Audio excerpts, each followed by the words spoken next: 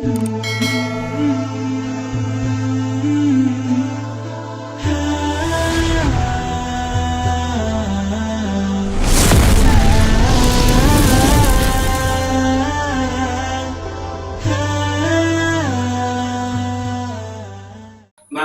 kelanjutan penyakit menjadi ciri daripada dengan masih berada di makom roh jismani kedua, yakni nafsul lawamah.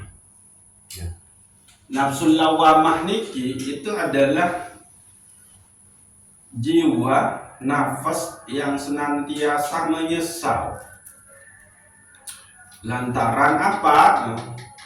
Dia sudah tahu permasalahan baik dan buruk tapi tetap saja dia melakukan keburukan itu.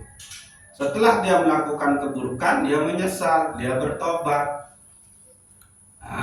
Lalu dia mana bertobat, malik gawe kemaksiatan, sampai ajal menjemput dia berada di dalam penyesalan itu.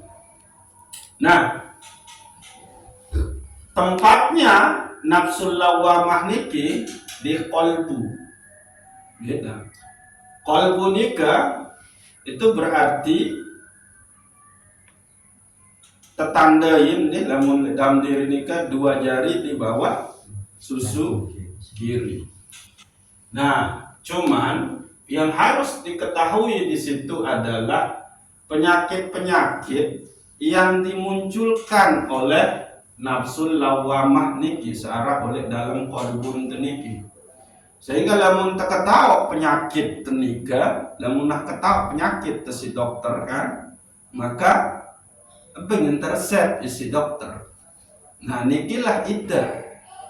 Dening telah ketahuan penyakit-penyakit searah oleh dalam diri saat timbulan isi nafsul lawamah niki beke nafsu ammaratu bisu satui, maka dek tedoan penyakit nikah, maka dia harus disembuhkan.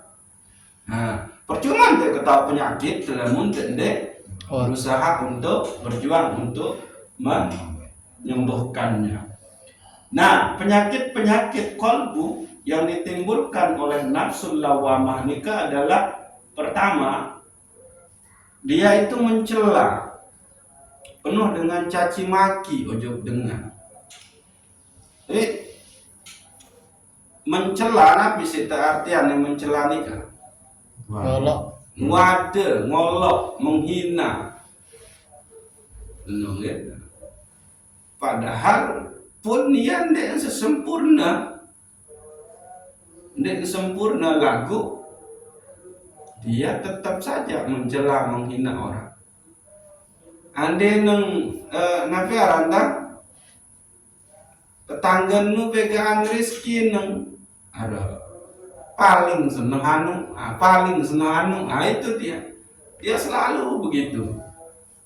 Atau namun anu nikah adalah mencela orang lantaran statusnya rendah, kan? Dia emang tinggi, Raden Menak misalkan, dari segi nasabnya, akhirnya orang yang di bawah atau nabi istilah empat tuan jajar karang nabi arang.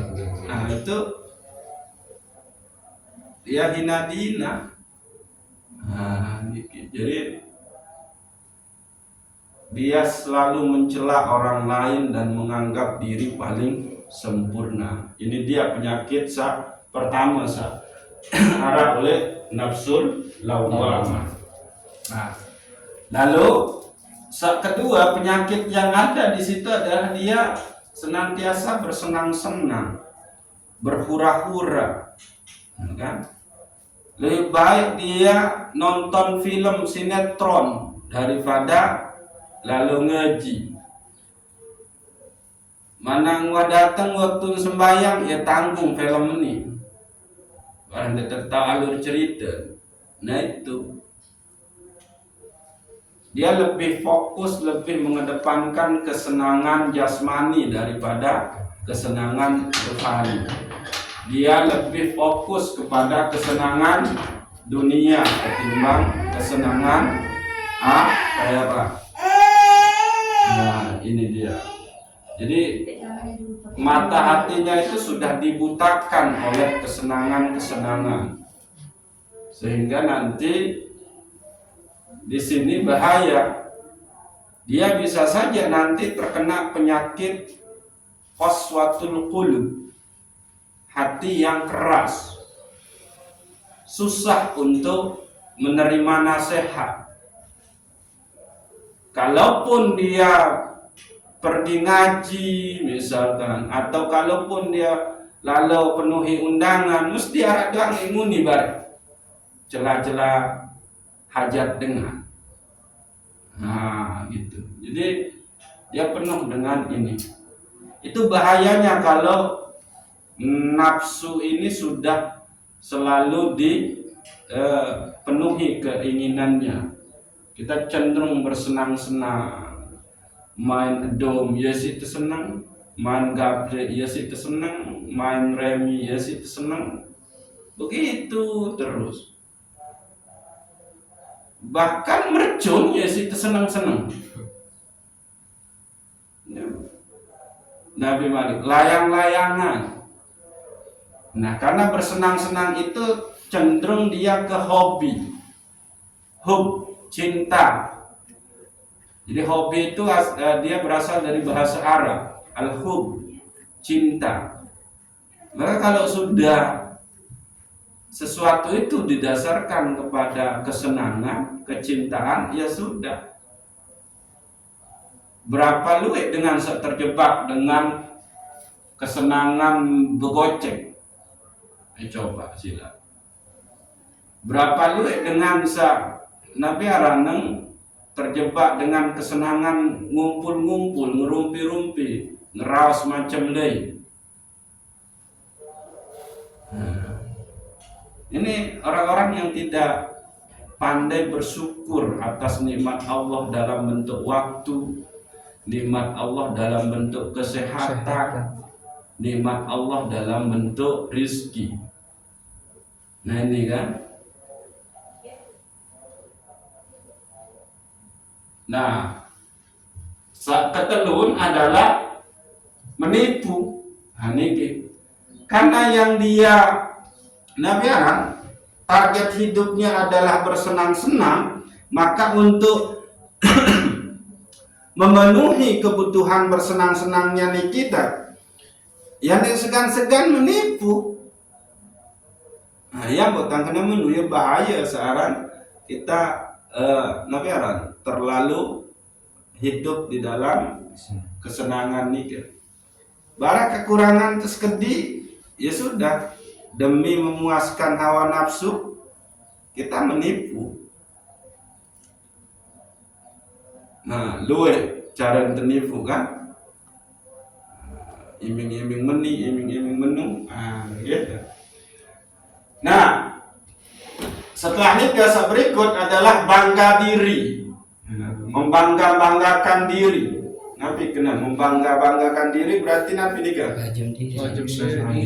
Ya, penyakit apa? Istilah ujub. Selalu merasa diri paling ini, gitu. Ujub. Setelah itu adalah dia mengumpat, dia suka mengumpat, ghibah misalkan, namimah. Nah, setelah itu dia pamer amal, riya di situ dia. Sum'ah. Jadi memamerkan amal itu bisa dalam bentuk riya. Kesalehan ketaatannya itu karena ada yang melihat. Kalaupun tidak ada yang melihat, maka nanti dia ceritain ke orang lain, mencerita dengan lain bareng. Ada yang ketahuan entah berbuat baik. Nah, itu yang disebut dengan sum'ah, supaya dia didengar, diketahui. Nah, lalu dia zalim. Nah, bahaya lalu nih. tindakannya itu penuh dengan kezaliman. Lalu dia dusta, kazab. Nah, itu. Maka di sini dia sudah masuk ke kategori orang yang munafik. Idza hadasa kadzaba. Kalau dia berucap ngeraos ya, maka dia bohong doang, dusta doang. Lalu yang berikutnya adalah lalai, goflah. Nah itu. Kenapa dia lalai? Ya, dia selalu berdusta, dia selalu zolim, dia selalu pamer amal, dia selalu mengumpat, ya. Lalai untuk muhasabah diri, lalai untuk memikirkan kehidupan akhiratnya besok. Yang dia pikirkan itu adalah kesenangan duniawinya, bagaimana dia mendapatkan kekuasaan. Nah, ini. Maka ulaika humul ghafilun. Itulah orang-orang yang lalai. Maka lalai ini ayat-ayat sering-sering terbahas-bahas tuh nikah itu adalah dari kalangan jin dan manusia. Dan itulah yang akan menjadi isi neraka nanti. Jadi neraka ini kan dipenuhi oleh dari kalangan jin dan manusia. Siapa itu? Orang-orang yang qalbunya itu tidak dipakai untuk memahami kekuasaan Allah. Orang-orang yang dia punya mata tapi tidak bisa melihat. Dia punya telinga tapi tidak bisa mendengar. Okay. Maka ulaika kal an'am. Mereka ini seperti binatang ternak. Jadi sifat bahimiyah di situ yang muncul. Nah, kalau di Lataif itu, maka sifat bahimiyah ini yang harus dibuang. Nah, itu. Ulaika kal an'am. Balhum adallu. Dan mereka itu lebih hina lagi dari binatang ternak tadi. Pindah dia meningkat ke binatang buas. Nah coba, mana yang tergolong dia penyakit-penyakit binatang buas di sini? Menipu. Dia mencela. Dia coba ular kobra nih ke binatang reptil nih ke. Ya lamun kan dia semakin nada. Nah, nah siapa mereka yang seperti itu? Ulaika humul ghafilun. Mereka itulah orang-orang yang lalai. Itu. Nah, ada enggak penyakit-penyakit ini di dalam diri kita? Nah, ini seharusnya muhasabah diri. Kita suka mencela, maka untuk melawannya berarti ya sudah.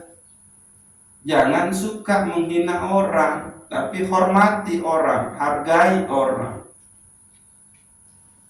Arum melengkah sekolah kamu. Kamu nunin lawan dia. Aduh, masih nganti ya dengan mas sekolah entah ngeraos. Tapi orang ngeraos itu berdasarkan pengalaman. Dan pengalaman itu yang membuat orang bijaksana. Ayah dia mau tembus nu. Maka dia akhirnya mencela. Orang-orang tua dengan toa selai-lai ini ngudir. Itu iya. Secara pendidikan rendah, bahkan dinara. Tapi mereka menjadi dewasa, mereka menjadi bijaksana karena banyak pengalaman hidup. Ia pengen jadi bijaksana. Maka kebijaksanaan mereka inilah yang harus kita gurui. Iya ampun, tendek bau. Nah, maka haruslah kita memposisikan orang sebagai terhormat, al-mukarram, yang mulia. Orang nikah mulia menjadi al-mukarram itu bukan yang disebut dengan al-mukarram itu di ulama doang. Orang menjadi mulia itu karena umurnya, sepuh dia. Itu al-mukarram itu. Al-mukarram, denedani, para penglinsir. Nikah kan?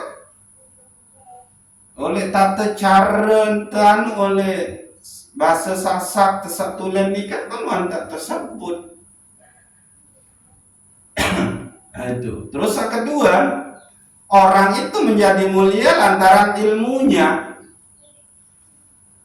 Yang ketiga, dia menjadi mulia karena hartanya. Banyak yang membuat orang menjadi al-mukarram. Cuma itu kan ndek kebiasaan di temen. Nah, jadi untuk melawan, membersihkan penyakit kalbu dalam bentuk mencela, maka hormatilah, hargai orang siapapun itu. Nah, terus bersenang-senang ya dikurangi. Ngumpul dengan orang-orang yang cenderung membuat kita lalai, lupa diri, ya dihindari saja. Tapi bukan berarti itu mutus silaturahmi, tidak. Saya menghindar supaya saya tidak menjadi lalai. Nah, terus dia menipu, maka lawan dia dengan lebih kepada kejujuran. Nah, terus bangga diri, maka tawaddu. Terus mengumpat. Ya jangan dikit-dikit itu terbuka aib dengan. Tutupilah aib orang. Nah, terus pamer amal. Ya. Usahakanlah kalau kita berbuat baik itu ya jangan sampai orang lain ketahui. Terus zalim, lawan dia dengan ketaatan. Dusta, lawan dia dengan siddiq. Nah, lalai, lawan dia dengan kebiaran, lebih rajin lagi, taat lagi. Nah, ini dia harus dilawan. Namun dia terlawan dia susah. Ara idap temele terlena dengan boyan, coba ingat, nyala teni ya. Itu. Ara idap temele menipu, pecah tulakan, nyala teni, itu terus. Nah, inilah cara kita berusaha untuk membebaskan diri dari nafsul lawamah niki. Harus ketahui penyakit searah oleh nafsul lawamah. Nah, permasalahan di mana dia di dalam diri, ya. Terus kita berzikir pakai apa untuk membersihkannya? Nuja lemak, tahu tanya, buka. Karena laut namun berbeng bejulu nafiaran zikir seanunu, tapi dari segi amal pengamalannya ini sama halnya. Zikir yang paling utama itu adalah dia berbuat sesuai dengan syariat Allah Subhanahu wa ta'ala. Coba nune harap peluang gawe maksiat, tapi Anda menghindarinya, lalu di situ Anda menyebut Allah ketahuan tentang pegawaian, itulah dia zikir yang sebenarnya. Anda tidak berbuat maksiat lantaran Anda ingat Allah melihat saya, itu dia. Zikir paling tinggi di situ dia. Artinya apa? Dia muncul kesadaran keimanan yang tinggi bahwa atau julu en lain arak kuasan Allah, atau samping kiri kanan muri arak kuasan Allah. Ndek ketahu menghindar dengan itu. Allah sedek nguah lalai marah aku. Itu dia zikir yang paling tinggi derajat empat Tuhan. Ya empuk tak nikmat mele nabi arang sebulan zikir pembersih penyakit-penyakit niki menurut Syekh Abdul Qadir Jailani. Ndek menurut aku dia tapi zikir yang diberikan oleh Syekh Abdul Qadir Jailani searah oleh kitab Sirrul Asrar. Jadi aku pihak zikir pemaparan bisa isi lawan nafsu lawamah, nafsu ammaratu bisukni. Itu dari Syekh Abdul Qadir Jailani. Cuma mungkin saya terpejuluk adalah yaitu az-zikru bil amali. Zikir dengan perbuatan. Karena emang perbuatan itulah setinggi-tingginya zikir. Itu. Jadi mengucap zikir kena la ilaha illallah, la ilaha illallah, la ilaha illallah no. Tapi bareng demenara kesempatan berbuat maksiat gawe. Maka nggak bisa. Nah, zikir yang utama itu adalah pada saat dia ada peluang melakukan kemaksiatan, mencela, bersenang-senang, menipu, ujub, mengumpat, pamer amal, zalim, dusta, lalai, maka di situ dia, oh Allah melihat saya. Oh, itulah zikirnya yang luar. Nah ini gitu. Nah, lemak kelanjutan isi nafsul mulhamah. Nafsul mulhamah niki sudah mulai di situ bermuara sifat-sifat yang baik. Nah, arti kalau kita sudah Nabi Arab mengetahui itu fungsi kita mengetahuinya yang baik, kita sudah tahu sifat yang baik di dalam nafas itu jangan dinodai. Kalau sudah tahu ada penyakit di situ jangan tidak diobati, harus diobati. Karena untuk sampai kepada nafsul mutmainnah itu harus dulu ini terbebas dari nafsu ammaratu bisu, nafsul lawamah dan nafsul mulhamah. Baru ini ujub nafsul mutmainnah. Setelah dari nafsul mutmainnah meningkat dia menjadi nafsul radiyah.